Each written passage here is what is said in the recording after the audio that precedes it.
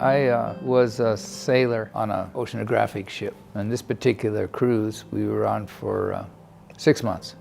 But about 2 months into that trip, in this experience at sea, I had all my thinking stopped.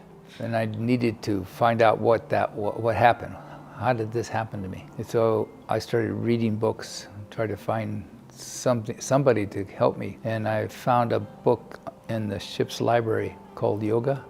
And he spoke about enlightenment and what happens to the mind. And it struck home. It made sense. I said, oh, this person would tell me, this person would help me. He really makes sense, the way he spoke. He obviously had the way. So he says it's important to try to find a good teacher. So I said, well, that's what I need to do then. So that's how I kind of approached Buddhism. At that time, I was dating a young woman whose friend was Heng Yin, former Heng Yin. They were schoolmates. They went to the University of Washington together. And they were roommates, so they were very close friends, and they'd always write each other. And she was writing about her experiences with this old Chinese monk who was enlightened. And I said, oh, I really need to meet this person. I needed to find somebody that can help me understand what happened. And I think this person definitely could do it. The way she wrote about him, he sounded very real. She was able to make arrangements for me to meet him. Before I went to San Francisco, I had a dream, and then there was the master, Venerable Shifu, and there was the 5 Western disciples who were left home, the first 5. There was Heng Xian, Heng Jing, Heng Shou, Heng Yin, Heng Che. And they were all sitting there with the master on the floor together in a circle. And then I just kind of went in a door in my dream, and they all looked up at me and all laughed. That was my dream. So I said, wow, that was kind of a special dream. So I eventually did get down to San Francisco. We were in Chinatown, in Waverly Place. And there was this old building there. And the lecture hall where the master was is on the 3rd floor. It's called the Buddhist Lecture Hall. But it was a very old Taoist temple that we were leasing. They were leasing it. And you can only get to it through this old rickety staircase. So I started following former Heng Yin up the steps, and she turned and said, oh, by the way, you really need to want to be a Buddha if you wish to meet the master. I said, well, I don't even know what that means. I don't even know what a Buddha is. I never studied Buddhism. She says, oh, okay, come on, I'll show you. I'll introduce you anyway. So we went up to the top, and the master at that time was standing there with the other shamanis, and he was showing them how to fold the sitting cloth. And I didn't know what it was. I didn't know what he was doing. I just saw him folding a cloth.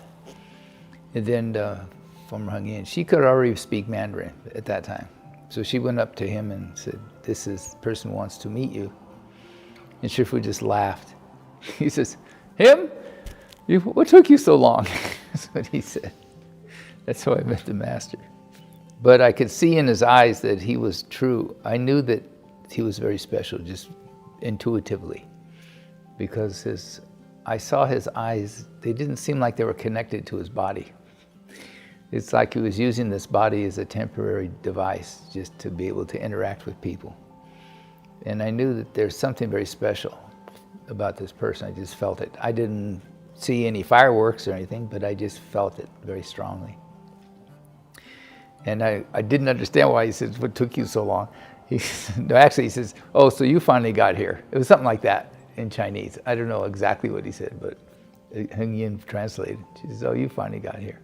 What took you so long? First of all, I don't know anything about Chinese. I don't know anything about Chinese culture. I don't know anything about Buddhism at all. Nothing. I had no background in it. They invited me to come to the lecture that night. So I went to the lecture. But at that time, it was in the early days, and nobody was really good at translating. They were just learning the Chinese themselves. But I didn't know what I don't even know what a sutra is, how much the less Sarangama Sutra. They were trying to translate each character, each word that Shifu said, rather than try to translate the meaning, they were translating the characters. So it was very, very stifled later they said, we're going to do a session. You're invited to come if you want. And it's meditation, and then we cite the Surangama mantra and sutra. We did a lot of meditation. I said, well, this makes sense because I read about that in yoga. Meditation can still your mind, and I definitely wanted to still my mind because I wanted to go back to that experience again that I had on the ship. And then Hung Shin, David Fox, the former Hung Shin, he said, okay, the master has agreed to let people apply to be his disciples if they wish. And here's the application form, everybody can fill it out. We had about a couple dozen people there. They were new, so they were filling it out. I said, oh, okay, I'll fill it out too. So I filled out the application form, and then I started having a lot of false thinking. I said, how can I dare ask this person, to be his disciple? I don't even understand Buddhism or anything. It's not, I'm just cheating him. I don't want to do that. I don't know enough. I don't dare. I was really feeling uncomfortable about the application that I filled out.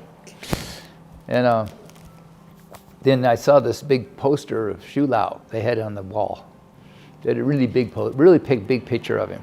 And it's the picture where he's sitting on a seat, and you can see he had a very severe look on his face, very concentrated look. And is holding up some beads, I think, but one of his fingers was missing. And they told me that finger he burned off, his finger. What? He said he burned his finger off. I said, why did he do that? I said, oh my God, these people are not playing games. They're very serious. I really got nervous then. So I said, I better go talk with this master and beg his forgiveness for wasting his time, because I'm not ready for that. I went to his room. It was in the back. Every place is very small. And in the back he had a room back there. So I went back there and knocked on the door. Bom, bom, bom. And meanwhile, David Fox saw me do that. And at that time, he was the head bhikshu. So he said, oh no, what are you doing? He goes running after me.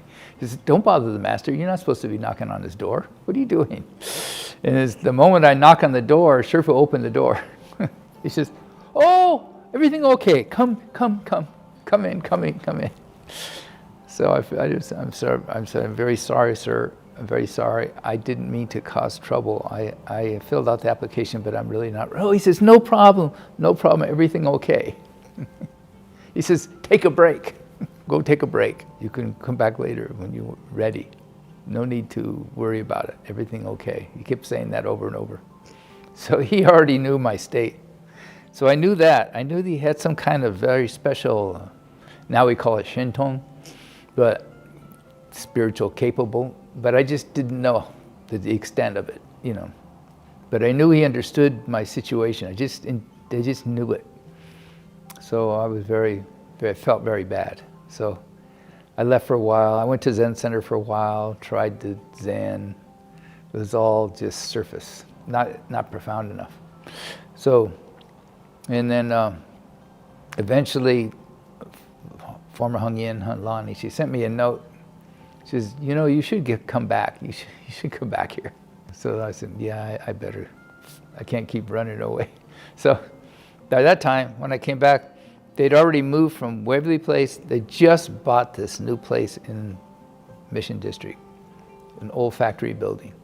And they named it Gold Mountain Monastery. And they were it was still really dirty. They just bought it. Everything piled up everywhere. They're trying to clean it all up. I came later in the evening. It was close to 6. And the master says, okay, we'll all take a break now. Everybody get washed up. We're going to have a lecture. He saw me coming.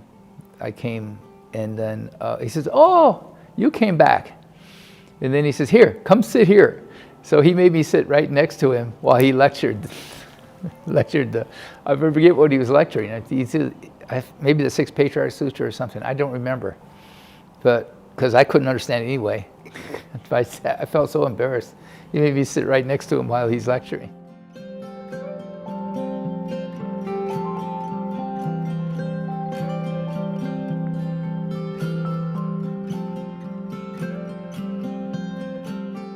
我们这儿有一个果回的，字叫恒来，这个人呢，当初报名要皈依，我就对大家说了，我是示范皈依我的人呢，都要成佛。你要不成佛嘛，不愿意成佛就赶快跑啊！现在还可以来得及，我就不收你。你们这果回嘛，什么他都愿意成啊，就是不愿意成佛。于是乎啊，他也不敢皈依了，拔下腿就跑了，逃之夭夭了。跑了几年，跑到什么地儿去呢？跑到海里去。他在陆地上啊，恐怕又找他回来成佛。那么到海里，到那个潜水艇里边去，总在海里头迷着。你看这找不着了吧？可是有一天嘛，这个特别的情形就出现了。他往什么地方看嘛，什么地方有这么一个鬼现出来。这个鬼是谁呢？就是他以前要皈依的，叫他成佛这个人。那么他看桌子也是这个鬼，看板凳也是这个鬼啊，没有一个地方不是这个鬼的。于是乎他晚间又听见呢，在这个船板上啊，好像穿皮鞋那么走。这样子经过了9天的时间，都是这样子啊，无论往哪地方，除非他不看不睁眼睛，甚至于闭着眼睛也看见这个鬼，所有地方都是这么样子。他想，大要钻到海里也跑不了，还要回去成佛去了，所以就回来了。回来啊，这回又报名皈依，所以啊，给他起的名字叫果回，字叫恒来啊。这回不跑了，那不跑，但是啊，还是有的时候啊，打一点妄想，打妄想跑。可是啊，这是不要紧的。我呀，把这个果回这个事情啊，告诉你们各位听一听。